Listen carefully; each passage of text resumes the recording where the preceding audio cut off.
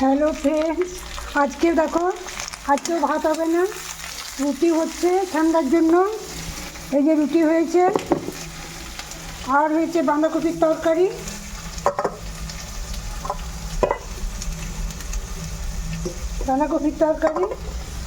আর এই যে পেঁয়াজ রসুন এগুলো সব ভাজছি। চিকেনটা ম্যারিনেট করে মশলা দিয়ে মাখিয়ে রাখা হয়েছে। এটা ভাজা হয়ে গেল, টমেটোগুলো দিয়ে দিলাম।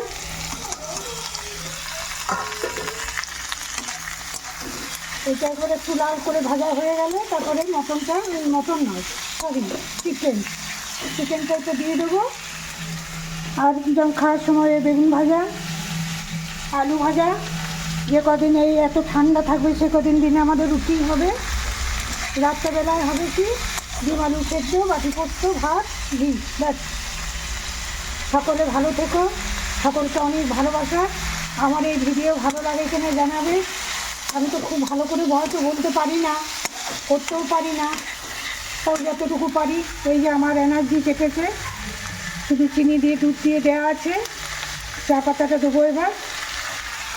সকলকে অনেক ভালোবাসা। এই মটনটা একটু পরে দেবো।